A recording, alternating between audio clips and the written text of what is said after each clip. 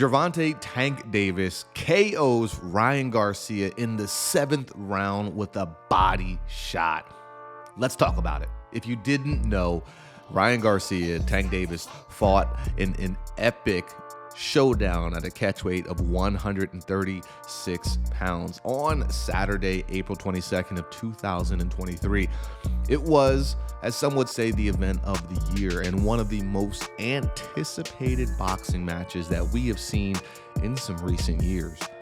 At the time of the knockout in the 7th round, I personally had the scorecards tied up 57-57. If we look back on it now, Tim Cheatman had it 58 Davis, 56 Garcia. Dave Moretti had it 59 Davis, 56 Garcia. And then Steve Weisfield had it 59 Davis, 55 Garcia. It looks like a lot of the judges had that second round where Tank Davis knocked down Ryan Garcia with an overhand left. Some judges saw it 10-9, some saw it 10-10. A little weird on the scorecards there. However, it didn't need to go to the judge's decision because Tank took care of business. Was it the way a lot of people expected it to be? Well, in Tank's favor, yes, but that type of knockout, probably not. The body shot was hopeful to be coming from Ryan Garcia. Even Oscar De La Hoya in the lead up to the fight said that Tank would get KO'd by a body shot. Well, isn't karma, yeah. Let's see. The fight was incredible. Let's break it down and talk a little bit about it. I loved it. This was one of the fights that I got to just sit back and watch with my wife at home when we ordered some pizza, and it was one of the best nights ever. Enjoyed every round, enjoyed the lead up to the fight, and even the co-main event where we got an early stoppage. It was kind of nice to have an early quote-unquote main event. The walkouts were great. Everything about this event was entertaining down to even the commentary. Now, let's be honest.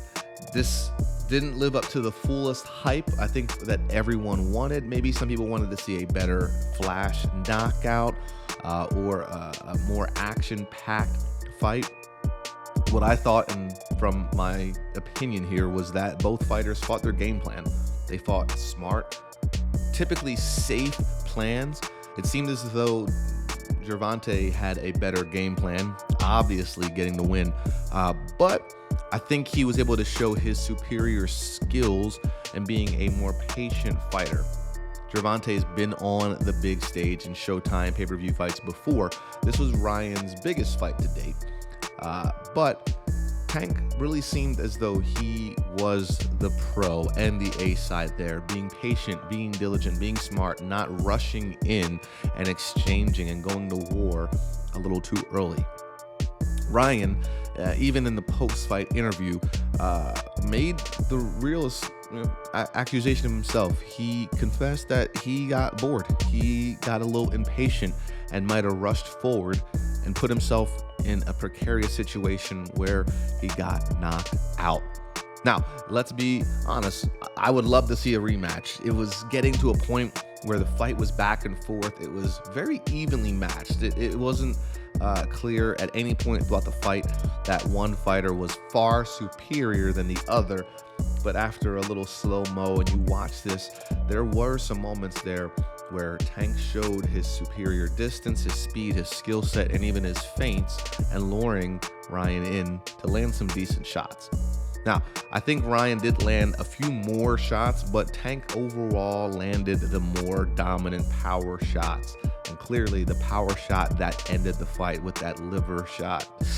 Man, if you look at it, as you see, Ryan got to the 10 count standing up.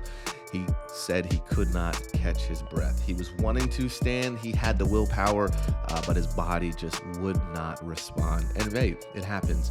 If you've been in the ring and you've been caught with a liver shot, it can be one of the most crippling moves in all of combat sports.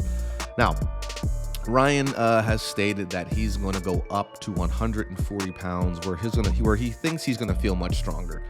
He was honest that the weight cut and that 10-pound weight rehydration clause definitely did impact his power to some degree. So at 140, he feels he's going to be able to be fast, and he's willing to take on all of the top guys in that stacked division. I'll be great, and I should have said it first. Congratulations to Gervonta Tank Davis on an incredible performance and a win. Congrats to both fighters for putting their O on the line in a world today where the best boxers don't seem to be fighting the best boxers that often. Kudos to both of them. They're both very respectful in the post-fight interviews, even shaking each other's hands, exchanging pleasantries, and even phone numbers. They were honest. They were, I'm hopeful for a rematch down the line. And Ryan said that as well, that if there is a possibility of a rematch, it would be years down the line after Ryan accumulates some wins. We'll see if he can actually do that. He was very, real about it. He didn't make any excuses and said, of course, he got a little bored in the ring and then decided to kind of press forward, where he said, let's start actually throwing hands, and it didn't work out in his favor. Kudos to him actually trying to give the fans an exciting match, but a rookie mistake. Again, a rookie in a professional setting, but compared to Gervonta there, he didn't rush himself and he waited for the perfect shot. There were some really great questions in the post-fight interview. Dan Rayfield even asked Tank, how does Ryan stack up against the competition? And Tank said that he's the best fighter he's faced.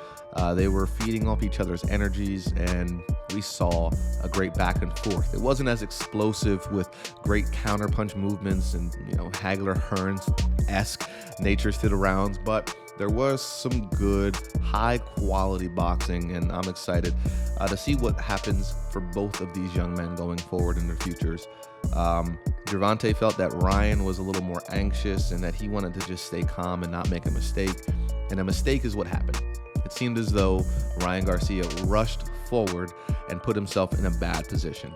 Now, boxing is not just about power and speed.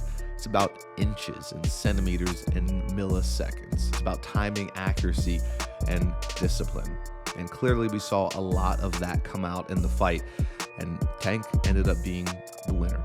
He was the better man, he had the better game plan, and Ryan did not make the necessary adjustments after the first round and after that knockdown in round 2, where he had to slow his pace and make smart decisions to not get caught with hard shots.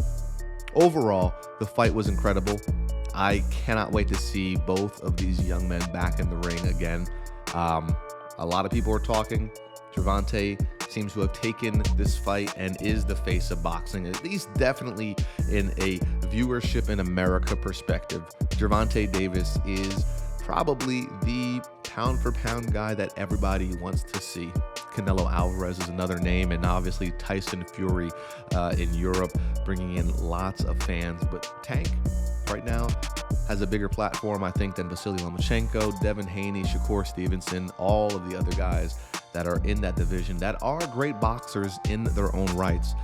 But Tank is a name that everybody wants to see. And we saw that Drake bet over $1 million on Gervonta Davis winning. So the Drake curse is no longer.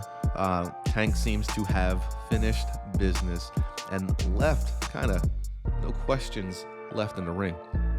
So let me know what you thought of the fight in the comments below. What do you think is next for either of these men? I think Gervonta is going to stay down in that weight class. Ryan's going to go up to 140 and go at some different competition.